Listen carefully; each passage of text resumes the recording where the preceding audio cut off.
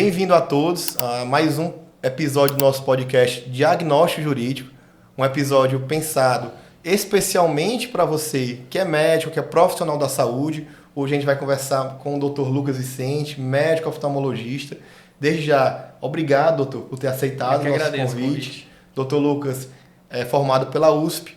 Vou passar aqui a palavra para o Dr. Lucas para que ele possa se apresentar um pouco, me falar como é que foi a tua formação, por que tu decidiu virar oftalmologista, onde é que veio essa ideia de virar oftalmologista, sempre foi uma paixão, se teve alguma dúvida durante a faculdade, e também falar qual a tua área de atuação dentro da oftalmologia. Obrigado pelo convite, João Paulo. A oftalmologia não foi uma coisa que eu sempre pensei, isso foi algo que surgiu durante a faculdade. Acho que a maioria dos médicos, quando entram na faculdade de medicina, ainda não tem uma noção clara do que vai fazer. Então é algo que vai surgindo ao longo da formação, as vivências que a gente vai experimentando e tentando decidir uma área para seguir. Chega no momento aí do 6º ano da faculdade que você tem que decidir para que caminho que você vai. Então, ou você pode ter um norte já que você trouxe prévio à faculdade, mas muitas vezes é alguma coisa que você vai encontrar durante a faculdade, ou por exclusão ou por uma verdadeira paixão.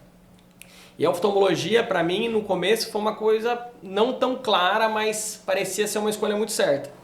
Eu fiz a minha faculdade em São Paulo, eu fiz faculdade pela Faculdade de Medicina da USP, eu fiz minha residência, minha especialização em retina também lá na Faculdade de Medicina da USP, no Hospital das Clínicas da faculdade.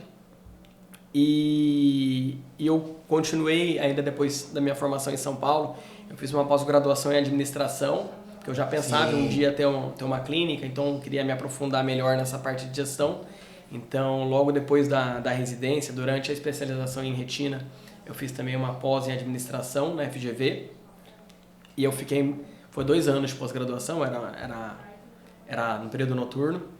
E eu ainda continuei em São Paulo durante muitos anos, trabalhando numa clínica que chama HCLOI. Eu fui sócio dessa clínica, desse grupo.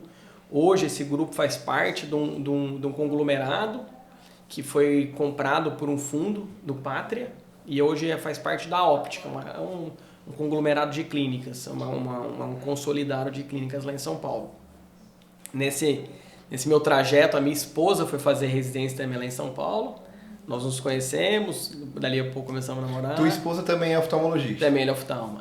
A minha especialidade é retina cirúrgica e catarata. Ela faz mais a parte de plástico ocular e cirurgia refrativa. Então a gente se conheceu, começou a namorar.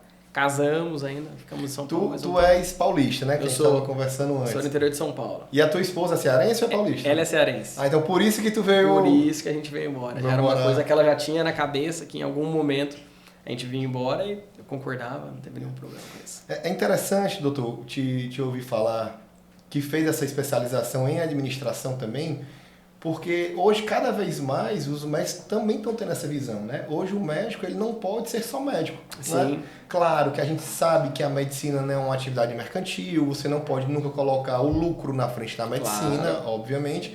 Mas é interessante que os médicos também estejam buscando esse tipo de capacitação, porque o médico ele tem que ser um empresário também, né? Total. Hoje você vai fazer seu trabalho com toda a ética, com todo o amor à profissão, mas ainda assim você está sujeito à tributação, você vai ter funcionário, você vai ter contratação, você vai ter que fazer a gestão da sua clínica ou do seu consultório, então isso a gente não aprende na faculdade. A faculdade de medicina te ensina a teoria médica e nada mais além disso. Não te ensina a lidar com convênio, não te ensina a fazer uma gestão de clínica, não te ensina absolutamente nada de marketing, não te ensina nada a não ser a teoria médica. Financeiro, né? Que é muito complicado. Financeiro, banco, tributação, enquadramento tributário, isso você não aprende na faculdade. Então e você só vai aprender mesmo, por mais que você tenha a especialização, é no dia a dia, né? No dia a dia. Aí você vai colocando em prática o que você aprendeu na especialização. Exato. E no dia a dia mesmo que você aprende. Mas para eu entender um pouco mais, como eu não sou médico, não sou da área, apesar de que eu advogo nessa área há muito tempo, tu fez tua especialização em oftalmologia. Aí dentro dessa especialização, tu se especializa em retina ou é um curso após? Não, é uma subespecialização. Quando você termina a residência de oftalmologia, você é um oftalmologista geral. Você vai receber uma boa residência, você vai receber uma formação, um treinamento em cirurgia de catarata, você vai receber um treinamento em todas as áreas. É um treinamento aprofundado até certo ponto. Depois que você termina a residência em oftalmologia, você pode optar ou não por seguir uma subespecialização. E dentre as subespecializações disponíveis, você tem catarata, você pode quer continuar uma formação em catarata, sim, retina cirúrgica, glaucoma, plástico ocular, cirurgia refrativa, estrabismo, são mais de 10 áreas que você pode optar para como que você vai seguir. A residência de oftalmologia dura mais ou menos quanto tempo? 3 anos. Aí, e a sub? A subespecialização vai de 1 a 3 anos, aí depende da área. Tem algumas áreas que é apenas 1 ano. Muitas das áreas cirúrgicas você fica de 2 a 3 anos. Então, geralmente, retina cirúrgica são 3 anos de subespecialização. Em alguns lugares, acaba fazendo em 2. Lá no HC, por exemplo, para quem era residente, a subespecialização começava, entre aspas, junto com o terceiro ano de residência. Então, a gente em 2 anos conseguia terminar a subespecialização. Entendi. Doutor, e no teu dia a dia, quais são os principais desafios que tu enfrenta no teu dia a dia como oftalmologista especialista nessa área de retina e de catarata? Eu acho que a gente tem inúmeros desafios. A gente tem desafios relacionados ao Estado. Por exemplo, hoje aqui no Ceará, se o paciente não tiver um convênio e o paciente não tiver condições, a depender da patologia que ele tem de retina, ele vai ficar cego. Porque às vezes a fila para ele conseguir um atendimento é tão longa, o SUS está tão sobrecarregado, que esse paciente vai evoluir para cegueira e você praticamente nada consegue fazer.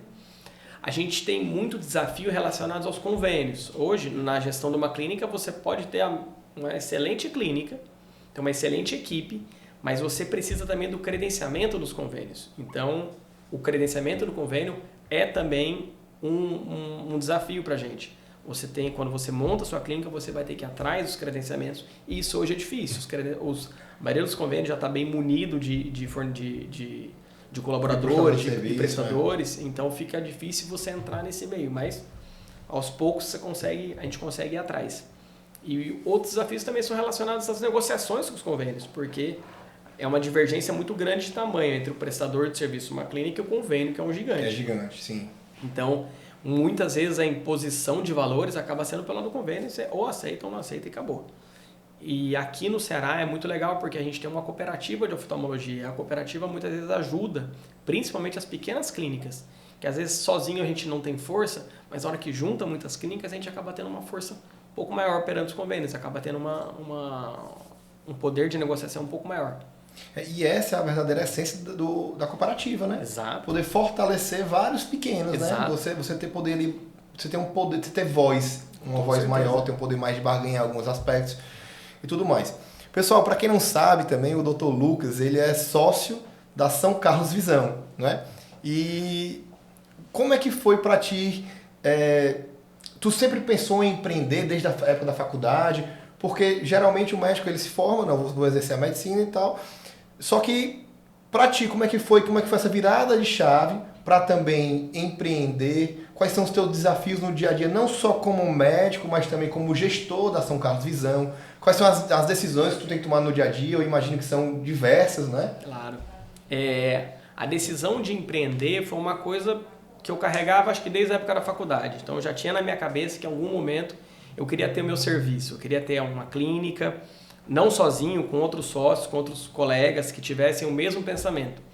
Eu acho que quando você monta o seu próprio negócio, você consegue imprimir a sua visão no teu negócio. Então, aquilo que você acredita, aquilo que você acha que é a maneira mais adequada de atender, o fluxo que você vai criar, você vai conseguir colocar para dentro do seu negócio. Quando você vai trabalhar em outros lugares, que você pode ter excelentes resultados, você pode adorar, pode amar, mas você está mais condicionado a ideias que são de outros gestores. Sim. Não que seja certo ou errado. Não existe o certo ou errado. Não existe certo ou errado, mas é que talvez você não consiga imprimir a tua cara naquele teu negócio, da maneira como você queira. Então, quando a gente tem o nosso próprio negócio, eu pensava muito nisso. Eu queria ter um negócio para poder atender do meu jeito, fazer tudo do jeito que eu quero. Ou, né, no nosso caso, do que nós queremos. No começo da faculdade, eu pensava ainda em voltar para o interior de São Paulo.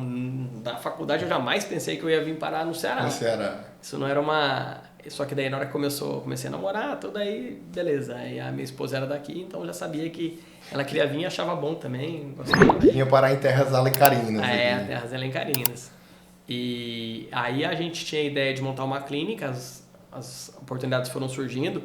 No Hospital São Carlos não tinha um serviço de oftalmologia, então surgiu a oportunidade para a gente. E aí a gente decidiu montar a clínica São Carlos Visão. A gente tem, como gestor, são inúmeros desafios. A gente tem que manter a nossa equipe bastante estimulada, sempre, que eles possam entender a nossa essência de atendimento, que eles queiram prestar o mesmo serviço que a gente quer prestar para os pacientes, que todos os colaboradores possam prestar também.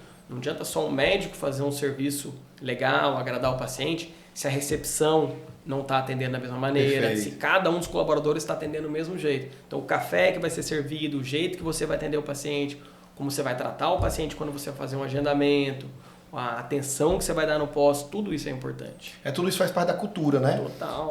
Engraçado que hoje pela manhã eu estava tendo uma reunião com os meus sócios sobre cultura. Que a gente tem a cultura aqui do nosso escritório, só que muitas vezes pela correria mesmo do dia a dia, você não transfere essa cultura para o seu colaborador, para a sua equipe. E é importante que toda semana, a gente aqui no escritório, toda semana a gente passa essa cultura. Quais são os nossos valores, quais são a nossa visão. Se acontecer algum problema, basta o nosso colaborador ir nos nossos valores que ele vai saber como se portar e como resolver. Isso é muito importante, né? Com certeza. E no teu caso, o teu paciente geralmente ele já tem um problema. Sim. Ele já está com um problema de saúde muitas vezes e ele já está ali talvez estressado, querendo resolver ali aquele problema de saúde, e ele chegar na São Carlos Visão e ele ser bem acolhido ali, desde a recepção, talvez desde a portaria do prédio comercial, Sim. que é muito importante também, ele se sente mais acolhido e não tenho dúvidas que isso também ajuda no quadro clínico dele. Com certeza. Né? Ele já entra mais estimulado na consulta, ele foi bem tratado na recepção. E isso é uma coisa que a gente percebe muito nos nossos pacientes. Nós temos lá na clínica muitas avaliações positivas no Google. E muitas das avaliações falam exatamente da recepção, do atendimento que eles receberam fora do consultório. Humanizado, né? Exato. As meninas são ótimas, ali todo mundo me tratou muito bem. E isso é muito bom, porque o paciente já se sente acolhido, antes mesmo do médico. Então, na hora que ele vai para a consulta, na hora que ele vai entrar no final, ou no meio do atendimento, ele já está mais aberto para receber um bom atendimento. Ele já, entre aspas, já está desarmado. Já vai desarmado. Aí o cara já está bem, está tranquilo. Então, aí a gente fica muito feliz quando a gente vê isso. A gente, pô, legal, as meninas, a nossa equipe toda entendeu como é que a gente quer que faça o atendimento, então todo mundo seguindo, isso é muito isso realmente é muito importante. O engraçado, eu fui para uma palestra recente lá em Juazeiro do Norte, e tinha uma arquiteta falando, era um evento para médicos, e tinha uma arquiteta falando sobre o poder também da arquitetura num ambiente que ajuda, inclusive, no quadro clínico do paciente. Ela disse que teve um estudo com clínicas que eram arborizadas, os pacientes responderam de forma melhor. E tudo isso faz parte, a arquitetura, o atendimento, a recepção e o tratamento médico, né? Tudo se complementa, né? Com certeza. Doutor, mas mudando um pouco de assunto, na tua opinião, quais são as principais novidades que estão vindo aí no mundo da oftalmologia, principalmente no mundo da retina, da catarata? As inovações. As inovações nas áreas da oftalmologia, cada dia mais elas vêm numa velocidade ainda maior. Algumas não são tão novidades, elas podem ser novas medicações, mas de classes que já existiam. Isso acaba ajudando muito nos pacientes. Ou então novos dispositivos, novos exames, que todo dia surge. Todo congresso você vai, alguma inovação você vai encontrar. Pode ser coisas menores ou maiores. Na área de retina, o que a gente tem visto ultimamente são novos antiangiogênicos, que a gente chama. São drogas que a gente usa para tratamento, são injeções que a gente faz dentro dos olhos dos pacientes para tratamento de algumas condições específicas. Então, o que a gente tem visto ultimamente são novas drogas que surgiram, que são drogas talvez mais potentes, que elas podem ter você pode espaçar mais o tratamento dos pacientes, então eles precisam fazer menos procedimentos. Na área da catarata, sempre a gente tem novas lentes intraoculares chegando, então com tecnologias melhores, consegue dar uma satisfação melhor ao paciente, o paciente poder restaurar a visão e ao mesmo tempo conseguir se livrar dos óculos, que é o que muitos pacientes buscam hoje. Ele quer não só resolver o problema da catarata, mas ele ter um passo a mais. Ele quer, além de tratar a catarata, ele quer se livrar dos óculos, ele quer tratar todo o grau. E no mesmo procedimento hoje, você consegue oferecer isso. Então isso é muito legal. E essas injeções que tu falou agora na retina, ela é a nível ambulatorial, é dentro da clínica ou é hospital, é no centro cirúrgico? É feito em centro cirúrgico. No Brasil ainda a recomendação é que se faça em centro cirúrgico, embora isso possa, em alguns países, isso é feito como em sala de pequenos procedimentos. Mas aqui no Brasil a recomendação ainda é que a gente faça em centro cirúrgico. Então é feito como procedimento cirúrgico. O paciente vai, mas é muito rápido, é um procedimento bem tranquilo. E existe essa recomendação de ser feito em centro cirúrgico pelo risco, que é muito baixo, mas ainda assim é um risco de infecção. E qualquer procedimento médico tem risco, né? Todo procedimento. Não existe nada que não tenha risco. O mais simples dos procedimentos pode ter risco. Pode ter risco. É que às vezes esse risco, às vezes ele é banalizado. O pessoal, não, é muito tranquilo. E eu sempre falo, a cirurgia da catarata é muito tranquila. Eu falo, rapaz, é muito tranquilo depois que acaba. Ela é geralmente ela vai muito tranquila, é uma cirurgia que vai durar aí 10, 15, 20 minutos. Mas ela não é uma cirurgia que é isenta de complicação. E as complicações podem acontecer mesmo depois do procedimento. Então, é tranquilo? É. Mas deixa pra falar que é tranquilo depois que Depois que tá tudo ok, tudo resolvido, né? Depois foi bem. Para fazer esses procedimentos na São Carlos Visão, vocês informam tudo do paciente, obviamente, porque você tem uma conversa com o paciente, você explica a terapêutica, você fala dos riscos, você fala dos prós, dos contras, do que pode e o que não pode acontecer.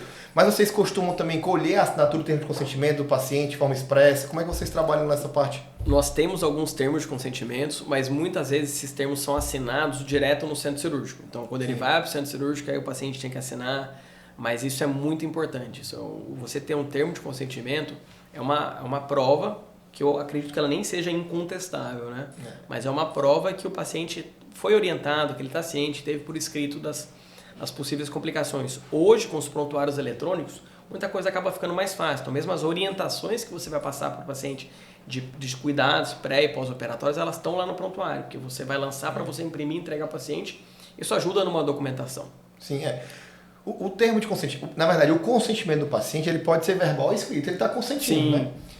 Geralmente, os médicos, eles passam, geralmente não, em 100% dos casos, eu diria, eles na hora da consulta, eles passam para o paciente os riscos, o porquê daquele procedimento, enfim. A grande questão de como comprovar que o paciente consentiu ou não, por isso que a gente pede para que seja sempre expresso, né? A gente do jurídico expresso, mas ele não tem nenhum problema em ser verbal, né? Ele pode ser verbal, o paciente está consentindo ali de forma verbal. E é interessante que você assine, que o paciente assine esses termos para poder comprovar realmente que ele anuiu com aqueles riscos.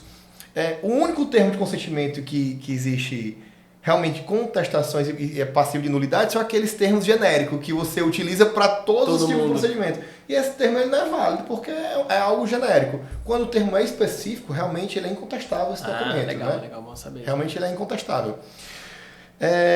Mas continuando, doutor, como é que tu faz para estar sempre se capacitando?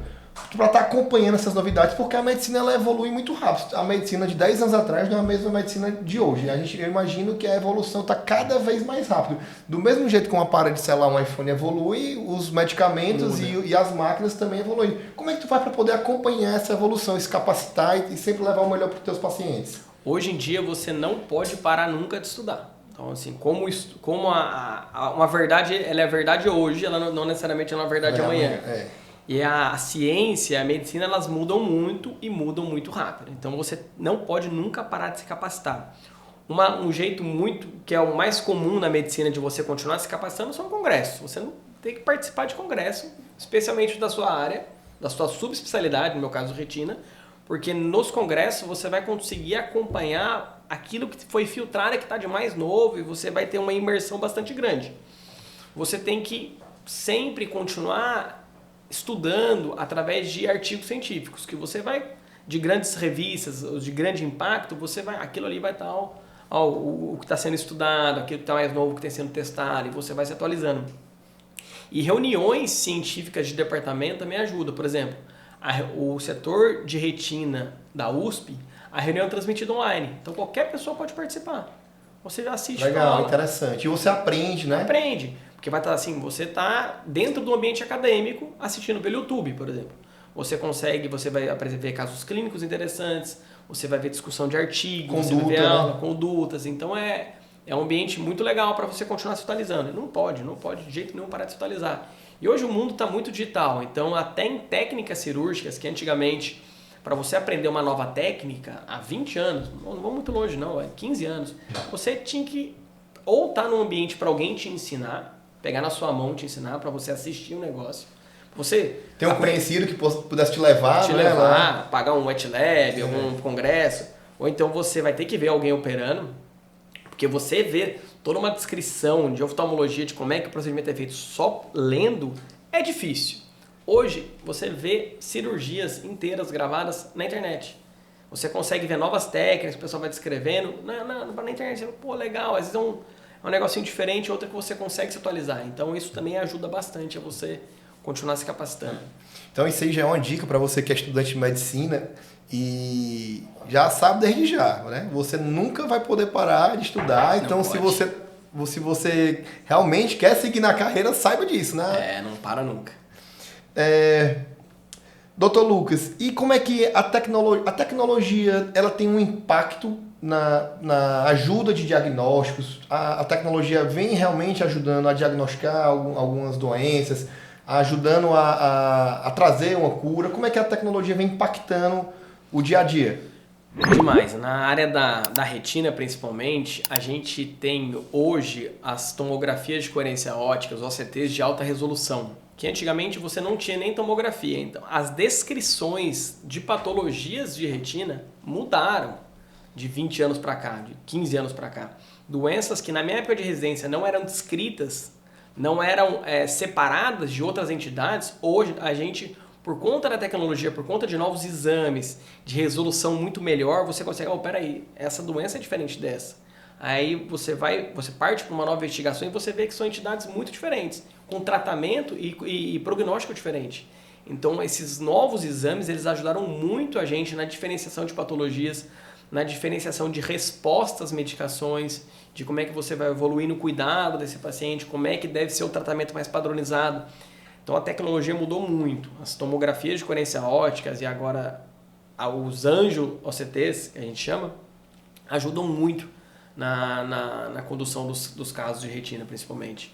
E na área da catarata, por exemplo, para você fazer o preparo para a cirurgia, você precisa fazer um exame que chama biometria, você precisa fazer uma análise todo do olho, da córnea, para você poder escolher qual que vai ser a lente mais adequada para aquele caso. E os aparelhos mais novos, utilizando tecnologias mais modernas, você consegue ter medidas muito mais precisas para você poder chegar num resultado mais próximo do que você está planejando. A oftalmologia ela é muito segura, né? No Brasil. Bastante, muito. O Brasil, hoje, a oftalmologia do Brasil, e eu acho que a medicina como geral, não está nada atrás do que é os Estados Unidos, a Europa ou o Japão. Então a tecnologia que você encontra nesse país, você encontra aqui também. Algumas coisas você vai encontrar antes lá, mas você vai encontrar as mesmas tecnologias aqui no Brasil. Então muito provavelmente uma pessoa consegue fazer o mesmo procedimento aqui no Brasil, em alguns locais do Brasil, que ele faria fora, né? Consegue. De última geração. O cara que vai operar, o paciente que vai ser operado no Japão ou nos Estados Unidos de catarata, ele vai ter o mesmo cuidado aqui. São os mesmos aparelhos, as técnicas são as mesmas, os insumos utilizados no intraoperatório são praticamente os mesmos e as lentes que vão ser disponíveis para ele também. Não muda. O que eu ouço muito falar de amigos que estão se formando em oftalmologia é que quando se forma é muito caro você montar o seu consultório, né? Que os equipamentos são muito caros. Muitos falam que tem que fazer financiamento, né? Que tem financiamento, linhas de crédito próprias para isso. É caro. Assim, eu acho que ainda existe uma linha do CBO, do Conselho Brasileiro de Oftalmologia, junto, se eu não me engano, do Banco do Nordeste, que era um financiamento numa taxa mais vantajosa. É caro, os equipamentos são caros, mas são equipamentos que alguns vão durar a tua vida inteira. O consultório básico que você vai comprar, se você cuidar bem direitinho, aquela ali te acompanha pro resto da vida. Agora, os aparelhos de diagnóstico, esses não. Alguns, beleza, você vai conseguir ter por alguns anos, mas outros, dali a pouco você vai ter que renovar. Entendi. Doutor Lucas, me conta um pouco mais assim, do teu dia a dia na consulta. Como é que tu gosta de trabalhar? O paciente chega lá na tua clínica, pode ser tanto por indicação, como ele pode bater lá na tua porta, né, na São Carlos, na São Carlos Visão, deixando claro. E como é que tu gosta de trabalhar? Como é que esse paciente ele já chega... Eu já olhei no Google aqui, né? Ele já chega lá com o diagnóstico do Dr. Google. Tem muita coisa no Google, né? O Google ele ajuda muito a gente. Acho que o Google é uma ferramenta de busca muito importante para o paciente. Então, se você estiver bem posicionado, não só nas redes sociais, mas no próprio Google, isso ajuda muito. Muitos pacientes que chegam pra gente, chegam através do Google, as palavras-chave, eles vão buscando. E o Google, ele te fornece as avaliações dos outros pacientes. Então, você tem a classificação lá em quantas estrelas você tem, quantas avaliações você tem. Então, o paciente ele consegue ver o que outros pacientes estão falando. Isso ajuda. Então, a gente tem muito paciente que a primeira vez ele vem pelo Google. Muitos pacientes são indicações de outros pacientes. Então, boca a boca na medicina é muito importante. Muito forte. Quando você atende bem o paciente, quando ele sai satisfeito da consulta, ele muito provavelmente vai te indicar para outro paciente. Você pode ser referenciado também por outros colegas. Então, algum colega atendeu um caso de retina que precisa de uma avaliação no retinólogo. Ele pode encaminhar. Ou colegas lá de dentro mesmo. Nós somos em 17 médicos lá na São Carlos Visão hoje. Então, um colega que seja especialista em glaucoma, ele atendeu um paciente que necessita de uma avaliação com retinólogo, ele pode me encaminhar esse paciente. E os próprios pacientes que vão voltar. É como se fosse uma equipe multidisciplinar ali dentro da própria oftalmologia, né? Que são várias áreas. Hoje é muito segmentado. Hoje você tem o paciente está com avaliação de retina, você vai acabar encaminhando esse paciente para um retinólogo. O paciente está com glaucoma, é importante. O glaucomatólogo que vai seguir esse paciente. Não tem mais porquê. Não é minha área, não é minha expertise, para que eu vou... Por que eu vou seguir esse paciente se eu não vou poder oferecer para ele o melhor que tem na área dele? Eu tenho um colega na sala do meu lado que pode oferecer um tratamento melhor do que eu. Vai para esse colega, ele pode te atender melhor. E isso deixa o tratamento muito mais assertivo, né? Muito mais. Traz muito mais confiança para o próprio paciente, né? Uhum. E evita até problemas futuros, porque você evita de fazer algo ali que talvez você não tenha uma expertise tão grande quanto o seu colega. Sim, né? Com certeza. E assim, muitos colegas, acho que talvez tenham na cabeça aquela coisa, mas se eu ficar encaminhando meus pacientes, meu consultório vai ficar vazio. Mas não vai acontecer, porque se cada um distribuir, não vai encaminhar, você vai ficar distribuindo. Então, está todo mundo atendendo a sua área e você consegue manter seu consultório cheio. Isso é muito interessante. Não, e principalmente aqui no Ceará, né, e no Brasil como um todo, tem muito paciente. Tem né? demais. A nossa população cada vez está envelhecendo com mais qualidade, né? E querendo ou não, com o passar dos anos, vão vindo alguns problemas. E visão é um dos problemas que vem com a idade. Com certeza. Né? Então o paciente não vai faltar, eu acredito. Acho que todo paciente, se tem uma especialidade na área médica que toda pessoa em algum momento da vida ela vai passar, é um oftalmologista. Porque pelo menos no mínimo um óculos para perto em algum momento ela vai ter que fazer. Ela vai fazer. Então, se ela não fez para longe quando ela era jovem, para perto quando ela tiver depois dos seus 40, 50 anos, ela vai precisar. Então, em algum momento esse paciente vai chegar. Vai chegar no oftalmologista. Vai precisar. Doutor Lucas, e quais são os principais mitos e equívocos sobre as doenças de catarata, retina, que tu gostaria aqui de compartilhar com a gente? Assim, tem algum caso interessante que tu lembre, que tu trabalhou? Eu acho que uma coisa que é uma dúvida muito comum de todos os pacientes é se a catarata volta. Você fala, mas eu vou operar a catarata vai voltar. Não, catarata não volta. Catarata você vai remover uma estrutura que está dentro do olho e acabou. Ali não se forma mais.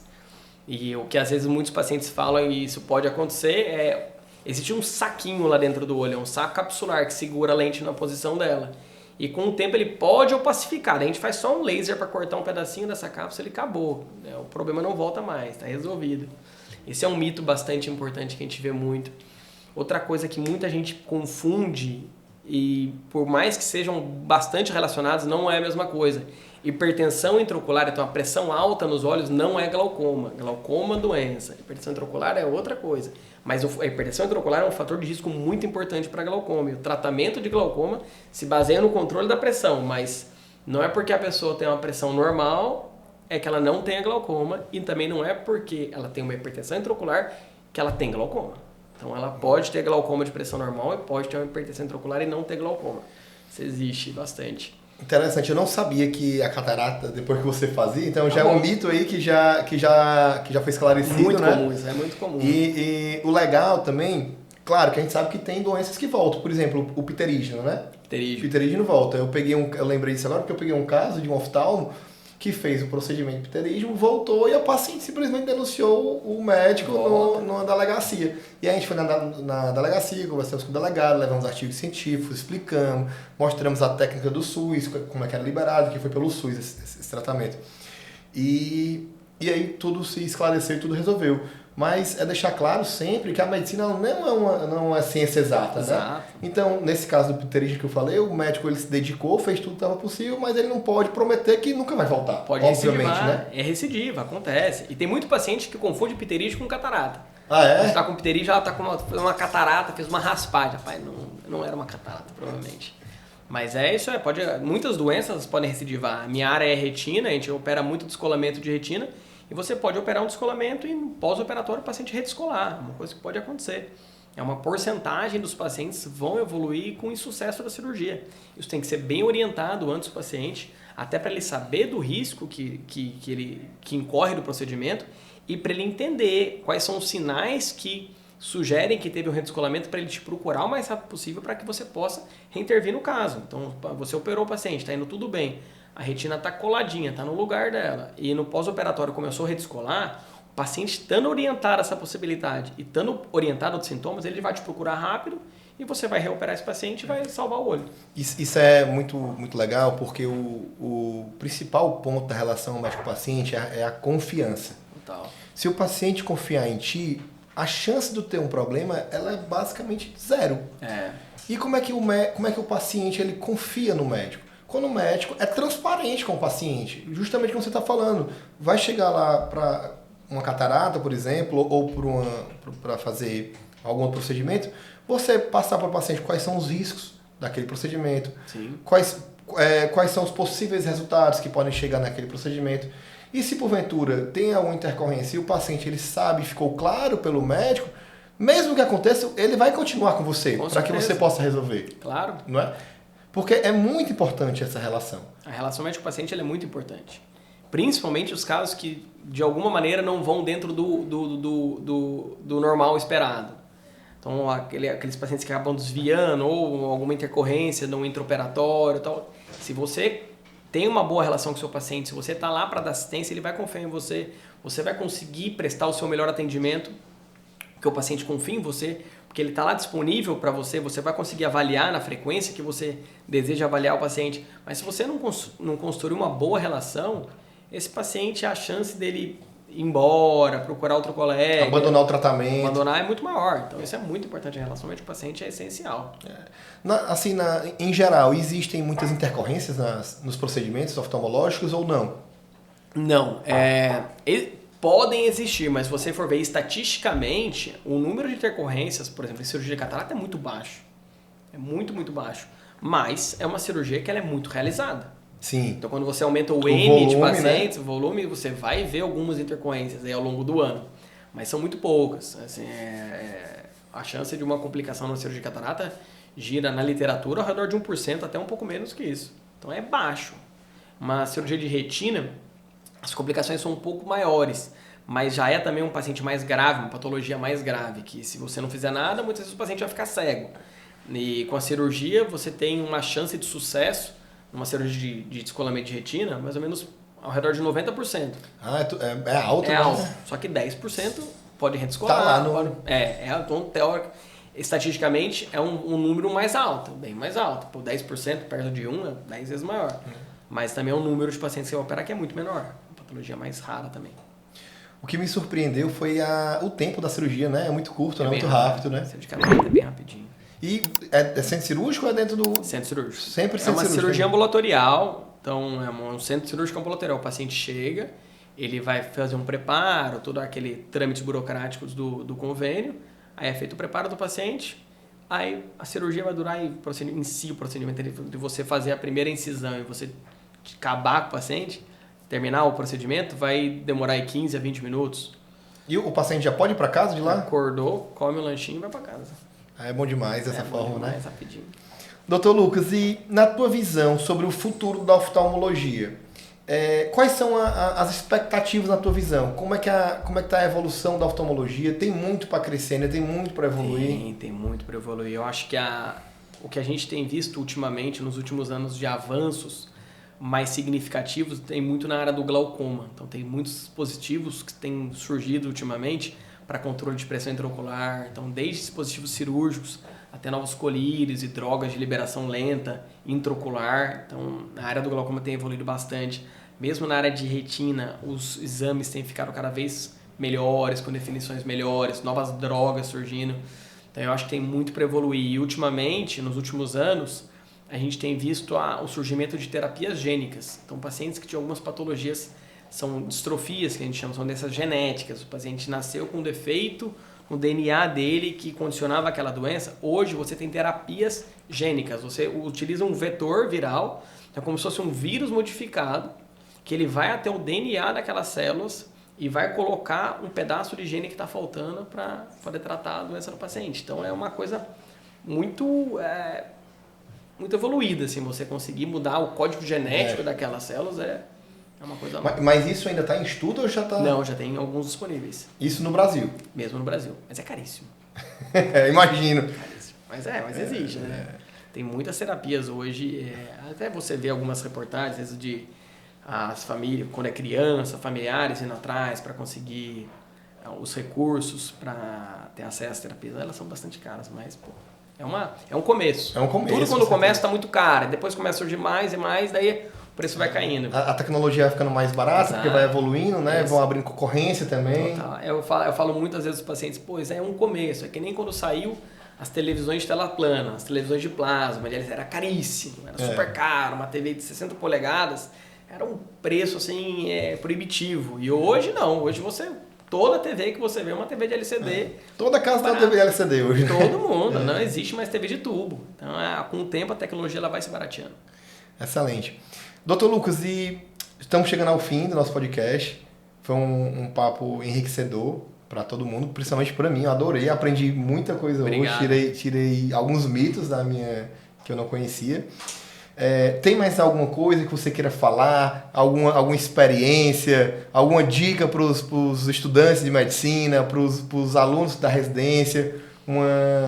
Uma frase incentiva, estudem, né? Para quem está na faculdade, estuda e não para de estudar nunca. Mas eu acho que, principalmente para quem quer empreender, se o teu sonho é empreender, se você quer empreender, você tem que construir a sua ideia, você colocar essa ideia na sua cabeça, se juntar com um grupo que tem o mesmo pensamento que você, que tem a mesma ideia e pensar sempre nisso que você vai conseguir. Se você quiser empreender, se você colocar ideia na sua cabeça, essa ideia vai sair do papel, você vai conseguir chegar onde você quer. Mas tem que querer.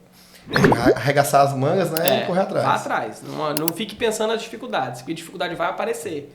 Pula a dificuldade e continua insistindo que você consegue. E pra gente encontrar nas redes sociais, como é que a gente faz? Meu Instagram, meu perfil é dr.lucasvicente e o site da nossa clínica é sãocarlosvisão.com.br e também o Instagram São Carlos Visão. Excelente, doutor. Mais uma vez, muito obrigado por ter aceitado o nosso convite. Esse é o 3º episódio do nosso podcast. Daqui a um ano eu quero te ter de volta aqui pra gente estar conversando. Estarei aqui, com certeza. E pra você que é nosso ouvinte, continue nos seguindo, continue nos assistindo. É muito importante ter você aqui. Cada vez mais a gente vai estar falando de gestão. Cada vez mais estaremos trazendo profissionais, que nem o Dr. Lucas, para enriquecer o nosso podcast. Mais uma vez, muito obrigado a todos e até a próxima.